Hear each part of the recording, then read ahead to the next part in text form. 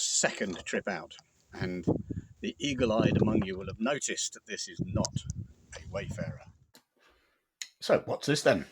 Yes, I'm afraid to say we have gone soft. The Wayfarer, which served us so well for the last 3 years now, I think, has been sold and gone to a charming gentleman from Birmingham who is intending to cruise her in much the same vein that we did.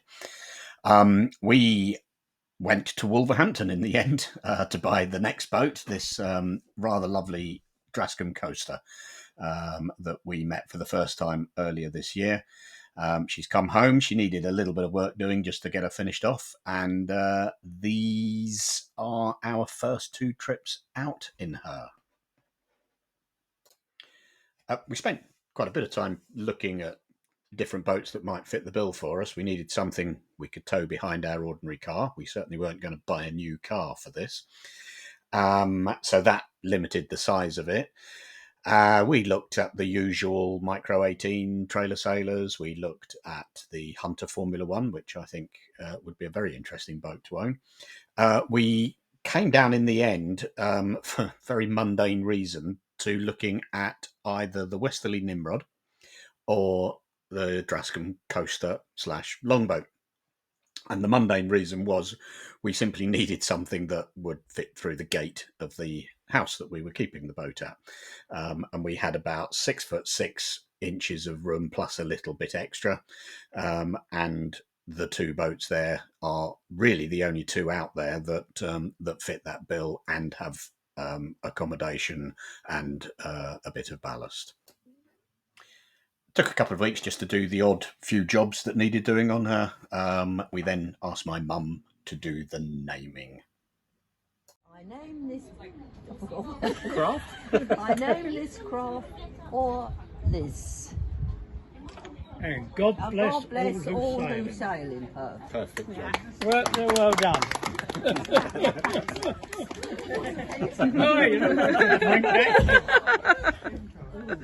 Thank you very much. A little bonus in the end. Now you can go back. A couple of weeks later, we took her down to Northney Marina at the top end of Hayling Island in Chichester Harbour and tried launching her for the first time. Things went surprisingly well. Not perfectly, but surprisingly well. And she slipped into the water for us quite easily. We didn't really do an awful lot on that first trip, just pootled around the harbour and popped the anchor down at East Head, spent the night there, tried out the tent, tried out the accommodation, and generally all went remarkably well. And so, a couple of weeks later, we were back again. We've gone soft. We've got a roof. Anyway, it's about 10:30. We're going to the Isle of Wight, I think, today. Give it a go anyway.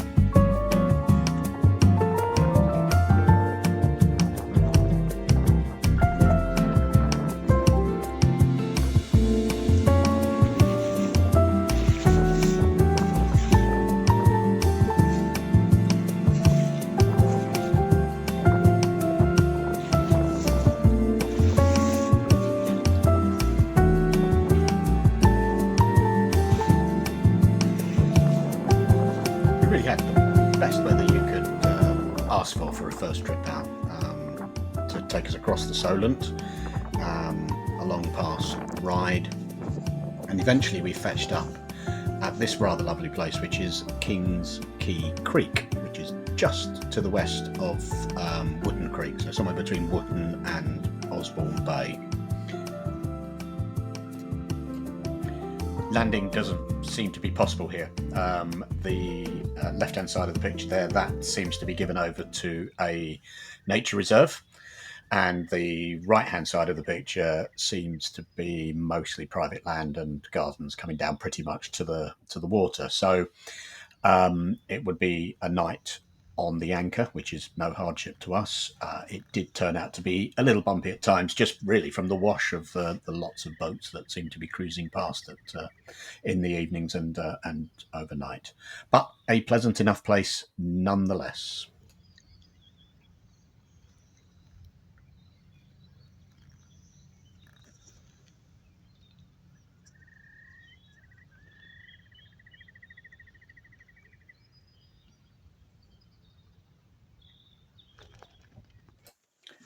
Next morning, not quite the same Caribbean conditions, but not so bad nonetheless.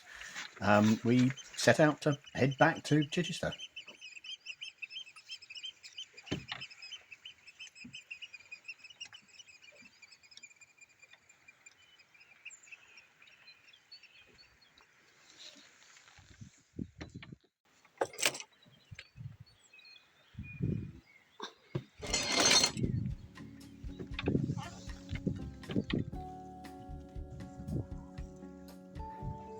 Although there was a reasonable amount of breeze blowing, we had lumbered ourselves with a rather slow trip back. It was upwind and up tide. It was misty, wasn't particularly warm. It really shouldn't have been fun at all, and yet somehow it was. But it did take us quite some time. I can't remember exactly how many hours, but to get to really just beyond Ryde for when the tide actually turned for us. You can see from our track here just how little ground we were making on each tack, and eventually, say, as the tide turned, then progress got a little quicker.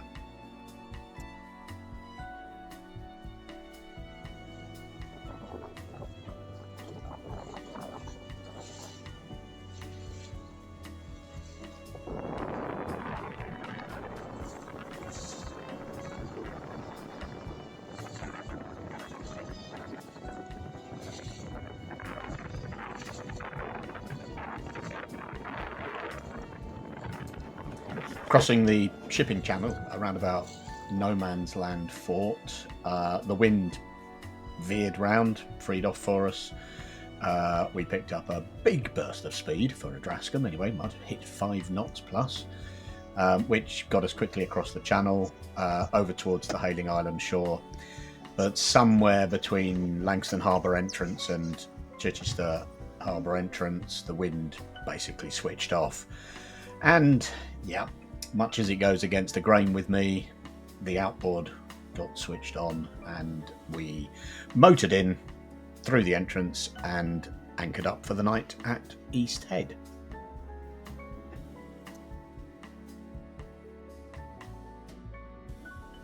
Breakfast time on board the good ship Holidays. Not too much mess has been made. Not looking fantastic out there. But we can be optimistic. The forecast is for it to rain all day. And I'm having Lopo coffee. Lopo coffee, yep. I think that's the best. Happy birthday to Yes. Lopo coffee owners. Yes, happy birthday to the creator of this coffee. This is Drascombe cuisine. As served in the finest restaurants, we have Harvest Moon Golden Syrup oats. Yes, oats, 8 sachets. Make them in the microwave. With a little dash of oat milk. Not oat milk, what's this called? Soya milk.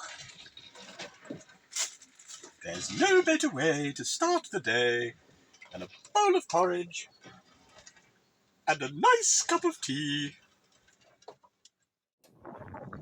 Silliness over, we took the last of the flood tide up the Emsworth Channel, and around about Emsworth we passed this beautiful old lady, the Terror, which I believe is getting on for a couple of 100 years old now.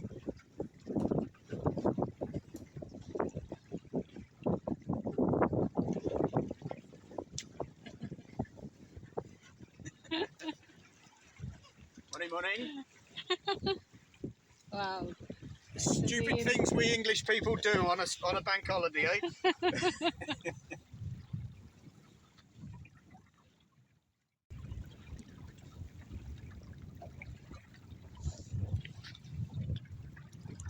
Okay.